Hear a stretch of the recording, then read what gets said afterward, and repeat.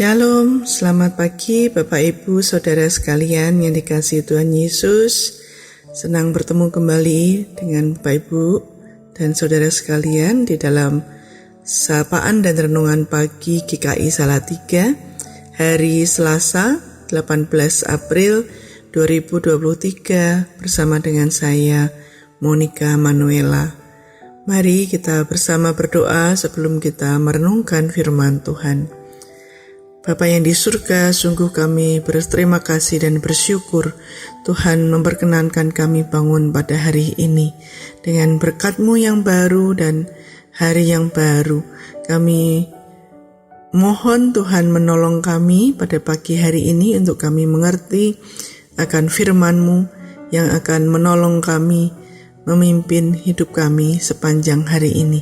Ampuni dosa dan salah kami ya Bapa, dan ajar kami untuk mendengarkan suara-Mu. Hanya di dalam nama Yesus Kristus kami berdoa dan mengucap syukur. Amin. Bapak Ibu Saudara yang dikasihi Tuhan Yesus, pagi ini kita akan bersama-sama merenungkan firman Tuhan dari Ibrani 10 ayat 19 sampai 27 yang demikian bunyinya. Jadi saudara-saudara, oleh darah Yesus kita sekarang penuh keberanian dapat masuk ke dalam tempat kudus, karena Ia telah membuka jalan yang baru dan yang hidup bagi kita melalui tabir, yaitu dirinya sendiri. Dan kita mempunyai seorang imam besar sebagai kepala rumah Allah. Karena itu marilah kita menghadap Allah dengan hati yang tulus ikhlas dan keyakinan iman yang teguh. Oleh karena hati kita telah dibersihkan dari hati nurani yang jahat, dan tubuh kita telah dibasuh dengan air yang murni. Marilah kita teguh berpegang pada pengakuan tentang pengharapan kita, sebab Ia yang menjanjikannya setia. Dan marilah kita saling memperhatikan, supaya kita saling mendorong dalam kasih dan dalam pekerjaan baik. Janganlah kita menjauhkan diri dari pertemuan-pertemuan ibadah kita, seperti dibiasakan oleh beberapa orang. Tetapi marilah kita saling menasihati dan semakin giat melakukannya menjelang hari Tuhan yang mendekat. Sebab jika kita sengaja berbuat dosa, sesudah memperoleh pengetahuan tentang kebenaran, maka tidak ada lagi korban untuk menghapus dosa itu. Tetapi yang ada ialah kematian yang mengerikan akan penghakiman dan api yang dahsyat yang akan menghanguskan semua orang durhaka. Bapak Ibu Saudara sekalian yang dikasihi Tuhan Yesus, baru saja kita memperingati hari kematian dan kebangkitan Tuhan Yesus Kristus yang membawa kita menjadi dari orang-orang yang berdosa, dan setiap kita yang percaya boleh disucikan oleh Tuhan dan dibersihkan dosanya oleh air murni, yaitu Tuhan Yesus sendiri, dan kita menjadi orang-orang yang dilayakkan oleh Tuhan untuk hidup di hadapan Allah dengan penuh keberanian. Surat Paulus ini mengingatkan kita bahwa Tuhan sudah membawa kita dari kegelapan kepada terang, maka Ia meminta supaya kita juga selalu setia hidup di dalam terang itu. Kita mesti punya keberanian yang tekun, yang terus-menerus membangkitkan kita, sekalipun apa yang kita hadapi di dunia ini tidak selalu menyenangkan, tetapi Tuhan selalu mengajak kita untuk mengingat bahwa kita adalah bagian dari umat yang sudah dikuduskan oleh Tuhan, dan kita berhak untuk memanggil Dia Bapa dan selalu mendapatkan kekuatan yang baru. Lalu bagaimana kalau kita suatu saat merasakan tidak kuat, ya, tidak merasa nyaman, merasa memerlukan pertolongan? Kemana kita harus datang? Kemana kita harus mendapatkan kekuatan itu? Nah, lewat apa? Nah, surat Paulus dalam Ibrani ini mengingatkan kita supaya kita tidak menjauhi pertemuan-pertemuan seperti yang dibiasakan oleh beberapa orang, tetapi justru dia mengajak kita untuk selalu rajin dan tekun menghadiri pertemuan-pertemuan ibadah. Mengapa?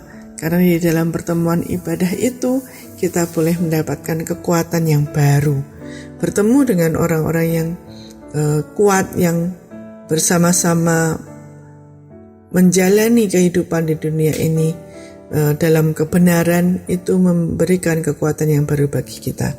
Saya ingin menceritakan satu ilustrasi seekor kuda dan kawanannya, ya.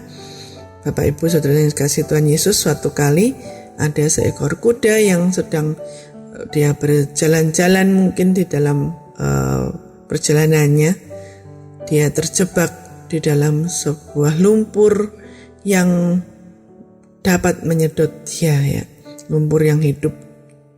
Dan kuda ini menjadi lemah karena dia tidak bisa untuk menyelamatkan dirinya sendiri.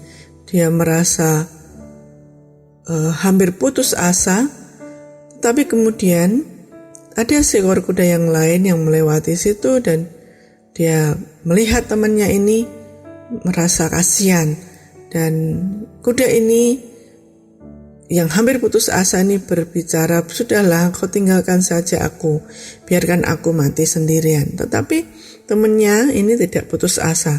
Dia pergi, "Tunggu aku sebentar," katanya. Lalu dia pergi beberapa saat. Kemudian dia datang dan dia tidak sendirian, tapi dia membawa banyak teman-temannya, dan mereka berjalan berlarian mengelilingi kuda yang sedang terjebak lumpur tadi. Nah, ketika melihat teman-temannya ini yang berlarian, memberikan dukungan dan kekuatan, menemani dia dalam situasi yang tidak menyenangkan itu, si kuda yang tadi terjebak itu mendapatkan kekuatan baru, dan dia mulai mau untuk berusaha melepaskan diri dari lumpur yang menyedot dia, ya, dengan kekuatan yang begitu rupa dan pertolongan teman-temannya, semangat dari teman-temannya. Akhirnya kuda ini menjadi bisa melepaskan diri dari lumpur itu, dan dia beroleh selamat keluar dari lumpur itu, dan kemudian dapat berjalan tegak lagi dengan keempat kakinya. Nah, teman-temannya senang dan mereka bersama-sama berjalan kembali. Nah, Bapak Ibu Saudara yang dikasihi Tuhan Yesus Kristus, inilah mengapa kita diajak untuk selalu menghadiri, atau paling tidak kita sering-sering, ya, menghadiri pertemuan-pertemuan ibadah, baik itu ibadah minggu ataupun di gereja kita ada pemahaman Alkitab wilayah, ada pertemuan doa, atau Bapak Ibu Saudara boleh menghidupkan komunitas ibadah Bapak Ibu Saudara bersama berdoa dengan teman-teman yang mendukung, supaya kita juga mendapatkan kekuatan baru setiap kali kita menemukan masalah atau merasa berat atau hampir putus asa dalam kehidupan ini.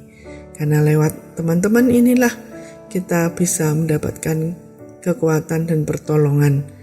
Tuhan memakai mereka untuk kita saling menasehati, untuk kita saling mendorong dalam perbuatan baik, sehingga kita tidak merasa sendirian, tetapi ada teman yang bersama-sama memikul, bersama-sama merasakan pergumulan kita. Nah, inilah renungan kita pada pagi hari ini.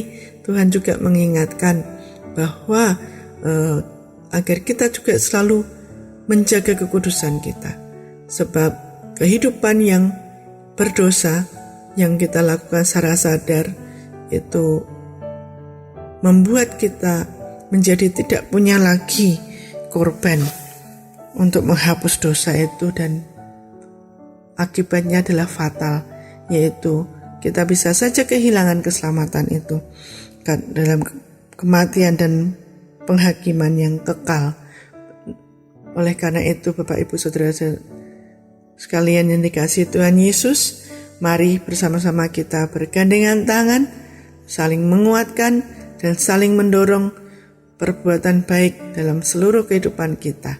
Dan jangan jemu-jemu untuk menghadiri pertemuan-pertemuan ibadah yang ada di gereja kita, untuk kita juga mendapatkan kekuatan baru.